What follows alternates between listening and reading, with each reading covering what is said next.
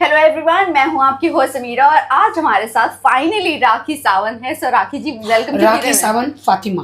राखी सावंत ए फातिमा। अस्सलाम वालेकुम। वालेकुम अस्सलाम। कैसे हो राखी? मैं बहुत अच्छी। वेलकम टू वीरल बयानी। राखी जी, लाइफ दुबई से आने के बाद चेंज हुई है, नहीं हुई है, और कितना अभी सारी स्ट्रेस आउट हो गई हो आप? सारी दुबई से आने के बाद सिर्फ रो रही हूँ मैं। क्यों? अभी क्यों रोना है? मैं 3.5 साल के बाद मैं मॉम से मिलने गई जी शमशान घाट में, उनके ग्रेवयार्ड पे, एंड मेरे घर में आई तो मेरे घर में किचन से लेकर बेडरूम से लेकर सोफे से लेकर बेड से लेकर सब बर्बाद हो गया। मतलब जितना मेरा लाखों का फर्नीचर था सब फिनिश हो गया, सब खत्म हो गया। 3.5 साल बहुत होते। Exactly, 3 बार बारिश, मेरी बालकनी में ऊपर कबूतरों ने अंडे देकर कबूतर आ गए, जानवर घुस गए। बालकनी रहती है ना, तो मैं यहाँ थी नहीं, तो सब कुछ तबाह हो गया, बर्बाद हो गया। मतलब अभी पूरा इंटीरियर फिर से करना है। आई विश को तुम्हारा कोई इंटरव्यू देखकर मुझे इंटीरियर वाले कुछ फ्री इंटीरियर करके दे दे कोलैबोरेशन में। अपील करना प्लीज मेरा घर बना दो, प्लीज मेरा घर बना दो कोलैबोरेशन में। मुझे एसी फ्रिज और जितना भी सामान है सब दिला दो, क्योंकि सब खत्म हो चुका है। टीवी काम नहीं कर रहा है, एसी काम नहीं कर रहा है, पानी का जो है वो काम नहीं कर रहा है। नहीं, दुबई में मैं बहुत अमीर हूँ, लेकिन मुंबई में मैं गरीब हूँ। तो मुझे फ्लोरिंग करा दो, बाथरूम सब मुंबई में करा दो कोलैबोरेशन में।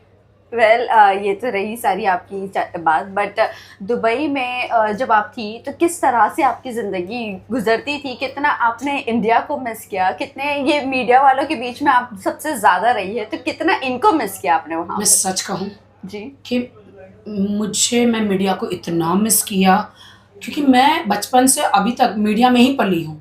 कैमरे की आदत हो गई है मुझे, एंड वहाँ पे अकेले न मेरी माँ से मिल सकूँ उनके बरसी पर, त्योहारों पर, क्योंकि और ना मीडिया से मिल पा रही हूँ, ना बॉलीवुड में जाके कोई काम कर पा रही हूँ। मेरे हालात बहुत बुरे रहे, इमोशनली बहुत ही रोती थी इमोशनली। नया दुबई, फिर हमारे बॉलीवुड स्टार सलमान भाई और भी स्टार, इनके मेहरबानी कि फिर मुझे गोल्डन वीज़ा मिल गया वहाँ पर, क्योंकि मुझे बार बार वहाँ पे मेरा कोई नहीं था। मैं एक चौल से निकली हुई आके मुंबई में मुश्किल से घर लिया। वो लड़की ने दुबई में घर लेना, मतलब रिजवान भाई को भी मैं थैंक यू कहना चाहूँगी, दानियोब को। पहला घर तो उन्होंने ही दिया मुझे इतना। फिर उसके बाद में मैंने बहुत सारे विलाज लिए, चाहे बुर्ज खलीफा में मेरा विलाज है, दमाक में मेरा विलाज है, और मेरा घर दानियोब में है। सो मेरे वहाँ पे मैं बहुत बिलियनर हूँ। लेकिन इंडिया में मैं उतनी थोड़ी फुकरी हूँ। अभी मैंने सिर्फ BMW कार लिया, आपने देखा सुबह अभी मैं जो लेकर आई थी। एंड इंडिया में गरीब हूँ, लेकिन दुबई में मैं अमीर हूँ। बस है ना, दिल से भी इंसान अमीर है। बस नहीं, मैं एक्चुअली देखा जाए ना, मैं आपको सच कहती हूँ कि बहुत ही बुरा वक्त मैंने ये 3.5 साल देखा। अब मैं फिर से मीडिया में आ गई हूँ, तो आप देख रहे हैं मेरा वो जो जलवा, करेक्ट, वो पहले से डबल हो गया है। बिल्कुल, मेरी भड़ास निकल रही है मीडिया में, और इनफैक्ट और आप एकदम चार्मिंग, लोग हंस रहे हैं, जहाँ जा रही मुझे लोग पकड़ रहे, कसम से कह रही है ना। मुझे मुंबई के कोने में पानी पूरी खाने जा रही तो लोग पकड़ रहे, वड़ा पाव खाने जा रही हूँ, क्योंकि 3.5 साल तो ये सब खाया ही नहीं मैंने। बराबर, दुबई में ये सब मिलता नहीं है। राइट। वहाँ पे तो बकलावा मिलता है, हलवा मिलता है, खजूर मिलता है, और बहुत ही मतलब अलग अलग टाइप की अरेबिक डिशेस मिलती है। बट यहाँ पे आके थाली खा रही हूँ खाना, मजा आ रहा है, और लोग पकड़ रहे। ये मैं मिस कर रही थी। बिल्कुल, मुझे 3.5 साल किसी ने पकड़ा नहीं, अब आके लोग मुझे पकड़ रहे हैं, तो अच्छा लग रहा है, सेल्फी ले रहे हैं, अच्छा लग रहा है मुझे।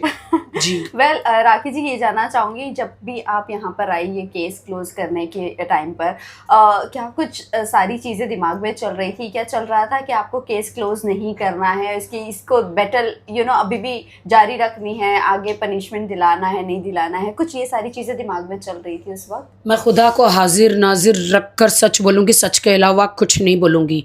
मैं खुदा की, आसमानी खुदा की कसम खा के कहती हूँ कि जो बोलूँगी, सच के अलावा कुछ नहीं बोलूँगी। 3.5 साल तक तो मैंने बिल्कुल सोचा था कि मैं इसको रिवेंज लूँगी, कि इसने मेरी ज़िंदगी बर्बाद करी, इसने मेरे पैसे खा गया, इसके कारण मैं मेरे हिंदुस्तान से दर बदर हो गई, दुबई में जाके रहना पड़ा, एंड मैं मेरी माँ के हर बरसी पर नहीं जा पाई। मैं बॉलीवुड में 3-4 साल पीछे रह गई, मेरा सारा काम चला गया, मेरे गाने चले गए, मैं मेरे पब्लिक से दूर हो गई, मैं मेरी मीडिया से दूर हो गई, बिकॉज केस चल रहा था।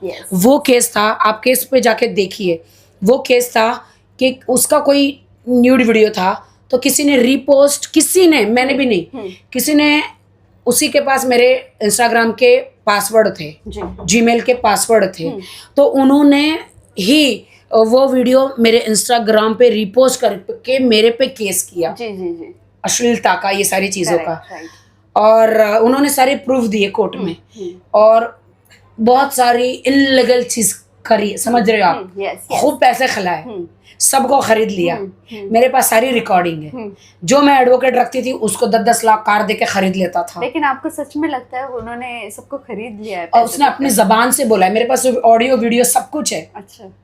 मैं सब, क्योंकि वो जब बोलता था ना फोन करके कि मैंने तुझे यहाँ से भगाया है दुबई, तुझे बॉलीवुड में नहीं रहने दूंगा, मैं तुझे पागल खाने में पागल कर दूंगा, साबित कर दूंगा, और तू जब मरेगी तेरी सारी प्रॉपर्टी ले लूंगा। तो मैंने दुबई से मेरी सारी प्रॉपर्टी को मुझे जिसके नाम पे करना था, यू नो, जैसे रितेश जी है, रितेश जी मेरे बेस्ट फ्रेंड है, मेरे पिता समान बोलूंगी मैं उन्हें, मेरे पिता समान बोलूंगी, इसीलिए कि मैं उनके साथ जाके मैं उनको गाइडेंस मैंने बना दिया, क्योंकि इसने तुरंत बोला, मैंने ये भी रिकॉर्ड कर लिया कि जिस दिन तू मरेगी सारी प्रॉपर्टी पे मैं कब्जा कर लूंगा। मैंने मेहनत से यहाँ नाच नाच के, दिन रात नाच नाच के मैंने प्रॉपर्टी बनाई, मेरे सारे जेवर लूट लिए, पैसे लूट लिए मेरे सारे, ये कि मेरे मरने का वेट कर रहा था ये।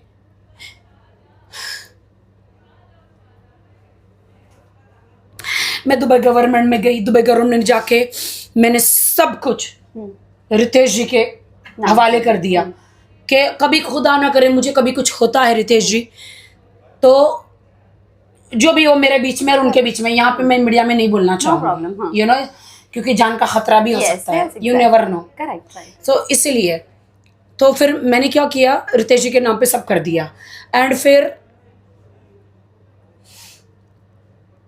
3.5 साल रही, मेरी वकील कोर्ट में जा रही है, ये जो भी वकील को मैं लेती हूँ, 5 वकील मैंने लिए, ये हर वकील को खरीद रहा है, कोई वकील मुझे बेल नहीं दिला पा रहा था, करेक्ट, राइट, कोई वकील मुझे बेल नहीं दिला पा रहा, सेशन कोर्ट, सुप्रीम कोर्ट, सारे कोर्ट में मेरा कसूर नहीं, और सारे जज कह रहे जाके सरेंडर करो। भाई क्यों सरेंडर करूं? आप 2000 लोगों का पुलिस ने, जो वो रहता है ना कंप्लेंट, उसमें 2000 लोगों को कसूरवार ठहराया, चार्जशीट होता है जी, लेकिन पुलिस पड़ी सिर्फ मेरे पीछे, अकेली के पीछे, रिपोस्ट पे।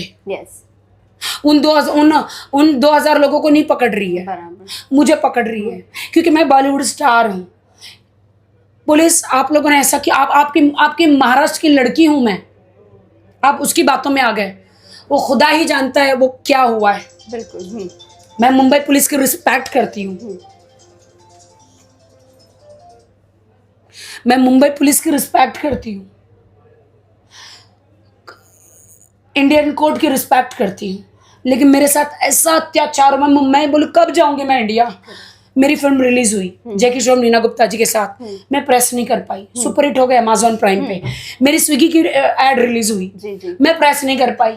मेरा अफसाना खान के साथ गाना रिलीज हुआ, मोहल्ला, मैं प्रेस नहीं कर पाई, मेरे पास एक पैसा नहीं था। फिर मैंने टिकटॉक पर जॉब किया, मेरे पास एक पैसा नहीं था, मैं कैसे कमाऊं? मेरा सारा पैसा तो उसने ले लिया था, मैं बैंकरप्ट हो गई थी। फिर मैंने टिकटॉक पर जॉब किया, फिर वहां पर मैंने लोगों की गालियां खा कर, पाकिस्तानी लोग, इतने लोगों के साथ मैच होता है, मैच खेल के वो ऐसी मुझे गालियां देते थे।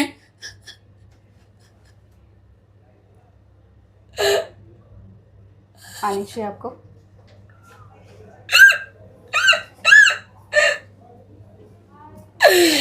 मैं गाली खा के मैंने वहां पे पैसे कमाए। सब मुझे कहते, सब तुझे गाली दे रहे, तू इतनी बड़ी सेलिब्रिटी है। मैंने कहा पैसे की जरूरत है। बिल्कुल। मैं वहां रही, मैंने सबने मेरे को, जितने भी पाकिस्तानी थे वहां पे सबने गाली दिया मुझे, गालियां देते थे, मैं गाली खा के फिर मैं भी वहाँ पे बहुत सारी गालियाँ दी। मैंने भी गालियाँ सीख गई, मुझे गालियाँ नहीं आती थी क्योंकि यहाँ पे अलाउड ही नहीं है। अरबिक में सीखा फिर? नहीं इंडियन नहीं, पाकिस्तानी लैंग्वेज में। okay. उनकी अलग टाइप की, ये जो सब मैं बोलती हूँ ना, ये मुझे अलग अलग, मैं वहाँ पे गालियाँ सीखी। सबको मैंने गालियाँ दी। जब वो मुझे गाली देते थे, मुझे पहले आता नहीं, मैं भाग जाती थी मैथ से। फिर मैंने इतनी गालियाँ सीखी A to Z, अब मुझे गालियाँ आती है। मैंने इतनी गालियाँ फिर उन लोगों को दी मैथ सामने खेल के जी। सबकी मैंने MCBC करी। फिर मुझे वहाँ पे सारे पाकिस्तानियों ने सपोर्ट किया। पाकिस्तान से मुझे बहुत सपोर्ट, इसलिए मैंने कहा मैंने पाकिस्तान का नमक खाया, मैं उनको बुरा नहीं बोलूंगी। क्योंकि वहाँ पे बड़े बड़े सेंडरों ने मुझे सपोर्ट किया। एक एक जो गिफ्ट होती है ना, वो 1 लाख 2 लाख 10 लाख 50,000 के एक गिफ्ट ये लोग मुझे शेयर मारते थे, यूनिवर्स मारते थे। तो वो आधा टिकटॉक ले लेता है, आधा मुझे मिलता था। उसी से 3.5-4 साल तक मैंने टिकटॉक पर रहकर घर बनाए, पैसे कमाए। मैंने बहुत सहाय आपकी गालियां खा के टिकटॉक पे मैंने बहुत सहा। या अल्लाह या खुदा, जिस आदमी ने मुझे मेरी कंट्री से भगा दिया उसको मैं आपके हवाले करती हूँ, काबा शरीफ। फिर मैंने एक दिन डिसीजन लिया कि मैं कब तक यहाँ पे गालियाँ खाऊंगी। फिर इसने मुझे, मैंने इसको रिक्वेस्ट किया, मैंने कहा बेल वापस ले लो। बोलता है कि तुमने, फिर मैंने 3.5 करोड़ का केस किया, जो मेरे पास चेक है। मेरे पास चेक है सारे, जब इसने पैसे लिए मेरे पास चेक है। तो मैंने मेरी दूसरी एडवोकेट, किसी को बताया नहीं मेरे एडवोकेट कौन है। अच्छा। मैंने कोर्ट में 3-3.5 लाख रुपए भरे हैं कोर्ट में। इसके 3.5 करोड़ की मैंने कंप्लेंट किया, तब ये डरा। इसको समझ आ रहा था, तब ये डर गया। तब इसने बोला कि तू सब कोई केस मत कर, मैं तेरी बेल कराता हूँ, कि तू सारे केस वापस ले। मैंने बोला मुझे इंडिया आना था, मुझे मेरी माँ के शमशान घाट पे जाना था, माँ को मिलना था। Correct, right. कब्र से रोज फोन आते थे, वो कब्र में गाड़ते ना, उनके के 3-3.5 साल होने आए। ये जगह सबको इसमें यहाँ पे गाड़ना होता है, या आप वो होते ना हड्डियाँ ले जाओ, ये कुछ तो बोलते हैं ना, पता नहीं क्या बोलते हैं। और मैं टेंशन में, मैंने फिर बहुत रिक्वेस्ट करी, इधर उधर BMC में पैसे भर के वो जगह को बनाना पड़ता है वहां से ही। फिर मैंने बोला मुझे मेरी मीडिया में जाना है, मुझे मेरे बॉलीवुड में जाना है। मैं अब दुबई में मर जाऊंगी तो कौन मुझे ले जाएगा।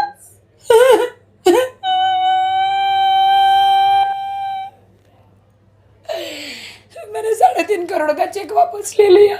अच्छा। मैंने कोर्ट से 3.5 करोड़ वापस ले लिए। वो जो केस किया था ना उसके पर, वो वापस, उसको जो मेरे पर जो अत्याचार हुआ था उस टाइम पे, 3.5 साल पहले, जो 20 दिन के लिए जेल गए, सारे केस मैंने वापस ले लिए। मैंने सारे केस वापस ले लिए। फिर उसने मेरी बेल करा दी। जज साहब ने मुझे पूछा कटघरे में खड़े करके, क्या आप अपनी मर्जी से सारे केस ले रही है, कोई दबाव है? मैंने बोला नहीं, कोई दबाव नहीं है, मैं सारे केस वापस लेना चाहती हूँ, मैं इंडिया आना चाह रही हूँ। उसके बाद मैं इंडिया आ गई। वेल, ये सारी चीज़ें तो ठीक है। मैं आज इतनी तैयार होकर आई, मुझे नहीं पता था कि आज मुझे रोना भी पड़ेगा। सॉरी उसके लिए। मेरे अंदर बहुत दर्द है, बहुत दर्द है मेरे अंदर, बहुत दर्द है।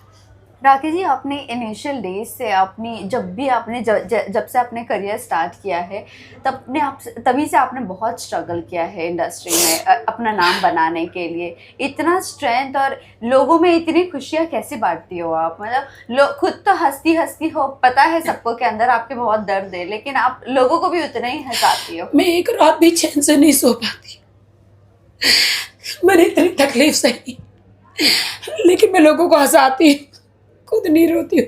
ये तो आपने मुझे रुला दिया पास्ट याद करवा के। मैं रात को नहीं सो पाती, रात को मैं पूरी रात जॉब करती हूँ टिकटॉक पर। और फिर पूरा दिन बॉलीवुड में अभी काम कर रही हूँ। मैं 6 बार उम्रा गई हूँ। अरे वाह। सब मुझे कहते हैं तुम्हारे धर्म में क्या बुरा था जो तुमने इस्लाम कबूल किया। मैंने शादी करी थी, ईमानदारी से प्यार हुआ था, तो वहां पे निकाह हुआ था, और वो तो पूरी दुनिया को कह रहा था मेरी शादी नहीं हुई। करेक्ट। कोर्ट में जाके सारे सब कुछ पेश करके लिटरली डाइवोर्स लिया मैंने। मुझे डाइवोर्स भी नहीं दे रहा था कि तेरे मरने के बाद मैं सारी प्रॉपर्टी हड़प लूंगा। ही वॉज वेटिंग कि कब मैं मरूंगी। शुक्रिया खुदा, अब रहम दिलो खुदा, अब रहम दिलो। अल्हम्दुलिल्लाह कहती हूँ मैं, शुक्रिया अदा करती हूँ खुदा का कि उन्होंने मुझे दुबई में एकदम रानी की तरह रखा। मेहनत करी मैंने, बिल्कुल बिल्कुल। और मेहनत करते करते जो भी टिकटॉक पे गालियाँ खाई, गालियाँ दी, पैसा कमाया। अब मुझे कोई गाली देता तो दर्द नहीं होता, क्योंकि टिकटॉक पे इतनी गालियाँ खा चुकी बहुत, क्योंकि मेरे बैंक करप्ट हो गई थी, मैं सारे पैसा लूट लिया था, यहाँ से भाग गई थी। पता है आपको क्या हुआ था? मेरा यूट्रस का ऑपरेशन हुआ, इतना बड़ा सिस्ट निकाला करके गए थे। आज ऑपरेशन हुआ, कोमा में मैं थी। जैसे होश में ही मेरे एडवोकेट ने बोला कि आपकी बेल कैंसिल हो गई है, पुलिस अब कभी भी आ सकती है आपको पकड़ने में। मैं हॉस्पिटल में, मेरा ऑपरेशन हुआ, बराबर डॉक्टर ने मना किया, फिर भी मैं ऐसे टाँके लेकर दुबई भागी, ऐसे टाँके लेकर। या अल्लाह, मैं ऐसे टाँके लेकर दुबई भागी। और फ्लाइट वाले पूछते, एमिरेट्स वाले, मैडम यू कांट वॉक, अब you fine, have you able to travel, we will not allow you like this. मेरे बाल बिखरे हुए, मेरे हाथ में वो लगाया हुआ, फ्लाइट में आपको नहीं लेते। मैंने कहा फाइन। ऐसे टाँके थे, मैं सेकंड डे ऐसे ऐसे हो रही हूँ ताकि वो लोग मुझे फ्लाइट में ले, वरना पुलिस पकड़ लेती, मुझे जेल में डाल देती। कोई नहीं, जिसके साथ मैंने बहुत सब सही होता है। मैंने बहुत सहा है या अल्लाह, मैंने बहुत सहा या अल्लाह। पर अभी राहत मिल गई, अभी रो मत आप अभी आप खुश रहो। अभी आपका खुशी का टाइम आ गया, अभी काम करने का टाइम आ गया। सबको हंसाने वाली लड़की के दिल में कितने गम है। जिंदगी मेरी झंड हो गई है, मुझे जिंदा लाश बना दिया इन लोगों ने। राखी यहाँ पर आ गई हो, कितने प्रोजेक्ट साइन किए हैं, कुछ बताना चाहूँगी, कुछ हैप्पी खबर देना चाहूँगी? क्योंकि आते ही साथ आपने दिवाली का तो एक पटाखा दे ही दिया था सॉन्ग लॉन्च करके। मैं ये रूप दुनिया को कभी नहीं दिखाना चाहती दोस्तों। मैं एक जिंदा दिल इंसान हूँ, मैं सबको हंसाना चाहती हूँ, मैंने सबकी मदद करना चाहती हूँ। मैं इंडिया आई, एक लंबी सांस ली, मेरे पास घर नहीं आ रहने के लिए, फिर आप कहाँ रह रहे सब हो? खराब हो गया। मैंने वो लिया है, कॉन्डो बोलते हैं ना, कॉन्डम बोलते हैं ना, कॉन्डम लिया है मैंने। नहीं एक क्या बोलते हैं, कॉन्डम, मैंने कॉन्डम लिया है। अरे कॉन्डो होता है यार, एक घर होता है 1 रूम किचन का। अच्छा, इंग्लिश में क्या, इसके इंग्लिश कॉन्डो बोलते कि लॉन्डो बोलते यार क्या बोलते, वही मैंने लिया है। 1 रूम किचन, उसको इंग्लिश में कॉन्डो ऐसा कुछ बोलते हैं। हाँ नहीं, वो एयरबीएनबी होता है एक तो, एयरबीएनबी कॉन्डो बोलते हैं। अच्छा, कॉन्डम ऐसा बाकी कुछ लैंग्वेज को अच्छा हो सकता है यार, इंटरनेशनल लैंग्वेज है, मैं आजकल इंटरनेशनल बोलती हूँ। Oh my God. ये इंटरनेशनल लैंग्वेज है बाबा, कसम से मैं कह रही हूँ। हाँ, तो वो लिए वहाँ पे रहती हूँ मैं, घर बना रही हूँ धीरे धीरे करके, क्योंकि मेरे पास यहाँ एक भी पैसा नहीं है। जी जी अभी थोड़ा थोड़ा सब जगह जाके थोड़ा थोड़ा काम कर रही हूँ। जी जी। मेरे पास अभी बॉलीवुड में, मैं चाह रही हूँ मुझे काम मिले। मैं हाथ जोड़ती हूँ बॉलीवुड वालों से, काम मांगना कोई शर्म की बात नहीं है, भीख मांगना शर्म की बात है, चोरी करना शर्म की बात है, खून खराबा शर्म की बात है, काम मांगना बुरी बात नहीं है। एक टाइम पे अमिताभ बच्चन भी फॉल हुआ था, अमिताभ बच्चन जी का, तो उन्होंने यशराज से जाके काम मांगा है। जो ईगो में जी लेता है ना, ईगो में रहता है ना, उसको काम कभी नहीं मिलता। अगर आपको काम चाहिए तो आपको बॉलीवुड में आना होगा। तो फिर से मैं तैयार होकर आई, अपने यमन टटीटा और अपना पुमा लांगा लेकर मैं आई वापस, क्योंकि ऐसे आप डायरेक्ट नहीं बोल सकते। तो मैं अपने आप को बना के आई, स्लिम ट्रिम, खूबसूरत, अलग अलग टाइल के बाल, अलग अलग साड़ियाँ, हॉट ड्रेस और सब कुछ हॉट, क्योंकि मैं सोची कि कभी मेरे शक्ल में ना दम हो तो लोग मेरे इंटरव्यू को आगे ना करें। तो इसलिए कम से कम आधे लोग मेरी शक्ल देखते, आधे लोग मेरा यमन टटीटा देखते, आधे लोग मेरा पुमा लांगा देखते। ऐसे करके मैं वर्ल्ड की जनता को पकड़ के रखती हूँ। पाकिस्तान की जनता मुझे प्यार करती है, हिंदुस्तान की जनता मुझे प्यार करती है, नेपाल की जनता प्यार करती है, America, London, Canada, US, Nepal, Pakistan, India, सब जगह मेरे आने से भूचाल आ गया। सब मुझे पसंद करते हैं, प्यार करते हैं। इनकी वजह से मेरी दाल रोटी चलती है। सो अभी कितने प्रोजेक्ट साइन किए हैं आपने? कुछ आया है अभी मेरे टॉक शोज, ओह वाओ, अच्छे टॉक शोज, सो कॉमेडी हो cooking गए, shows। फन हो गए ये सारे, अरे वाह। कुकिंग शोज, अभी जी। सब बात चल रही है, जी बट मैं इतनी मेहनत कर रही हूँ तो मुझे पैसा भी तो मिलना चाहिए। जी जी जरूर। वीडियोस, फिल्म्स, हम्म, ये सारी चीजें मैं कर रही हूँ। अरे वाह।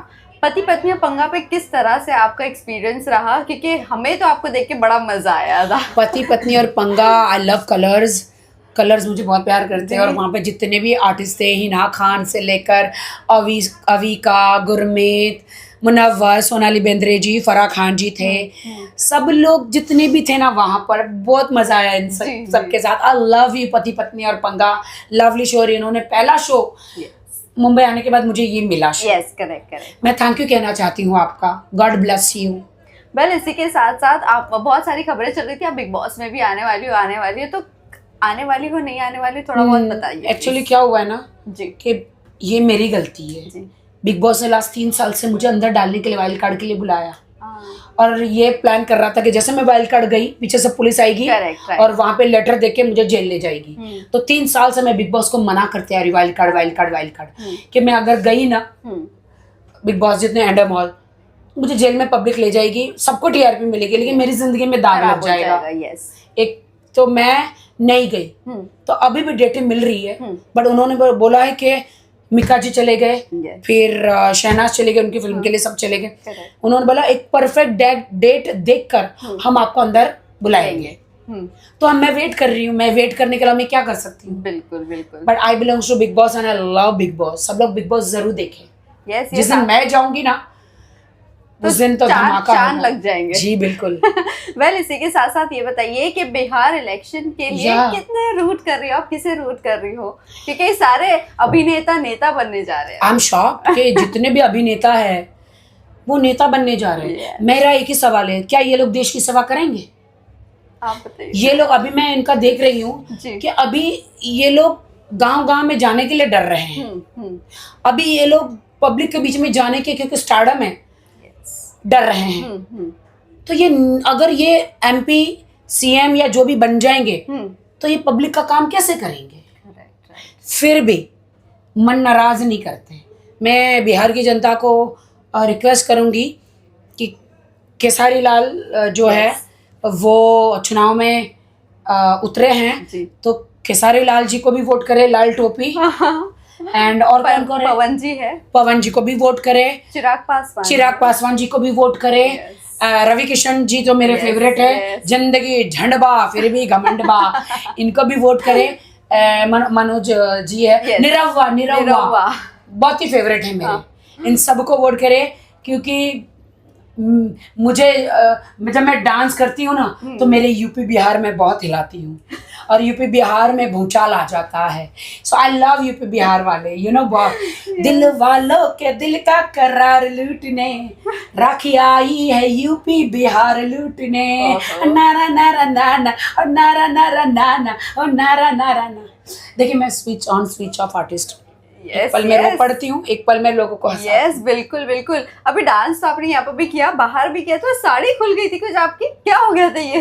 यार मेरे को पता नहीं मेरे साथ क्या है, कभी चोली बनती, चोली टूट जाती है, यू नो। अभी चोली आज मैंने पहनी, चोली छोटी हो गई, अरे क्योंकि मेरा यमन टटीटा बड़ा हो गया है, एंड मेरी साड़ी खुल गई। मैं डांस करते करते कसम से साड़ी, खुदा की कसम, माँ की कसम, साड़ी खुल गई। वो मेरे मेकअप आर्टिस्ट ने आके साड़ी पहनाई, होके निकल गया। ये तो अच्छा पूरा अंदर पूरा, मतलब वो द्रौपदी नहीं बनी तो अच्छा हुआ वहां पर। आई स्वेयर मेरा तो पुमा लंगा ही दिख जाता आज। आई स्वेयर लोगों के मजे हो जाते, लोगों को मजा आ जाता और मुझे सजा हो जाती। I swear. बट साड़ी खुल गई थी मेरी। एंजॉय किया ये गाना? कितना एंजॉय किया आपने? कसूर सॉन्ग के रिलीज पे, न्यू कमर है, जी बेचारे स्ट्रगल करके आए, मेहनत करके आए, तो कोई बड़ा आर्टिस्ट तो आता ही नहीं है। और मैं तो 20 साल से मेहनत करके आई हूँ। सारे बड़े आर्टिस्ट ने मुझे बहुत सपोर्ट किया, शाहरुख, सलमान, आमिर, रणवीर, सभी जितने भी, दीपिका, जितना फराह खान, करण जौहर, सब मुझे प्यार करते हैं, सब मुझे प्यार करते। शाहिद कपूर, अक्षय कुमार, ट्विंकल खन्ना, कजोल, शिल्पा शेट्टी, ये सब लोग मुझे प्यार करते हैं।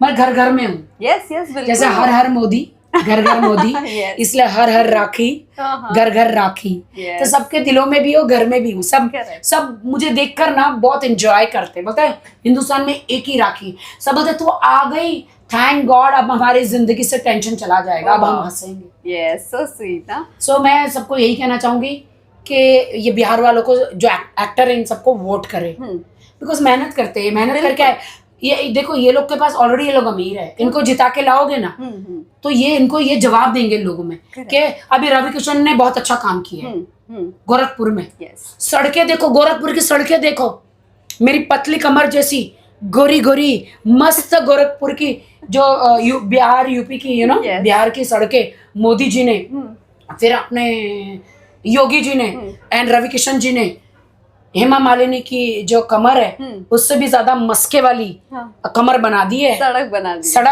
कमर बना दी नहीं, क्या सड़क बना दी, सड़क बना दी। सड़क को कमर, कमर को सड़क बोल रही हूँ, क्या हो गया ये मेरी जबान को। इतना अच्छा बना दी है हेमा मालिनी जी की कमर, क्या है। हेमा जी की फ्रेंड हूँ मैं, ओहो। बहुत अच्छी। हेमा जी की कमर तो एक नंबर है, यस, बहुत मस्त। तो लगता है मोदी जी भी उनके फैन हैं, सब लोग उनके फैन हैं हेमा जी के। राइट। तो मैं चाहती हूँ कि ये खेसारी लाल, ये लोग सब जीत के आएंगे ना तो मेरे ख्याल से बहुत ही अच्छा यूपी बिहार का विकास होगा। है ना? ये मेरा ये बिल्कुल ट्रस्ट है, बिल्कुल बिल्कुल। वरना पकड़ लेंगे इनको। चलिए लास्टली आप जाते जाते बताइए कि बिग बॉस में आप किसको रूट कर रही हो। ऑल्सो राइज एंड फॉल आपने देखा था, अर्जुन बिजलानी वो शो मुझे ऑफर आया था, ओ वाओ, खुदा की कसम मुझे फिर आप ऑफर क्यों आया। नहीं गए? मेरी वही डील नहीं वजह हुई से? थी ना। ओह यस, अगर मैं शूटिंग करती फिल्म सिटी में उनका तो मुझे तो फिर वही आराम पुलिस से, का yes, मेरा, correct, बट नो प्रॉब्लम, अच्छा पैसा देंगे तो नेक्स्ट सीजन करेंगे, बिल्कुल फाड़ देंगे, यस यस। पूरा फाड़ देंगे। एंड बिग बॉस गौरव, हाँ, कुनिका जी एंड तानिया मित्तल, ओके, मुझे नहीं पता ये क्यों फेंक रही है, हाँ, जो भी कर रही है स्ट्रेटेजी अच्छा खेल रही है, कुछ भी है, तानिया को सब देख रहे हैं, यस करेक्ट राइट। उसकी साड़ियों की तारीफ और उसकी फेंकने की तारीफ कर रही है। बट आप लोग काउंटडाउन करें, मैं बड़ी फेंकू हूँ कि तानिया। चलिए मैं तीनों लड़कियों को रखो, बिल्कुल पहले नंबर पर मैं, दूसरे नंबर पर उर्वशी रोटेला, तीसरे नंबर पर तानिया मित्तल। ओके, तीन तिगाड़ा, सबका काम बिगाड़ा। बिगाड़ा। चलिए लास्टली मैसेज क्या देना चाहूंगे हमारे fans and viewers? I love you everyone. Sorry मैं बहुत इमोशनल हूँ, बट मैं बहुत ही सबको हंसाती हूँ और सबको प्यार करती हूँ। Thank you so much. मैं अपने देश में आ गई, एक पैर मेरा दुबई में होगा और एक पैर मेरा मुंबई में अभी होगा। आजाद पंछी हो गए। अब मैं आज़ाद हूँ, अस्तगफुरुल्लाह अस्तगफुरुल्लाह, अल्हम्दुलिल्लाह अल्हम्दुलिल्लाह, अब मैं आज़ाद हूँ, अब मैं कहीं पे भी जा सकती हूँ। बिल्कुल। Thank you so much. Thank you so much.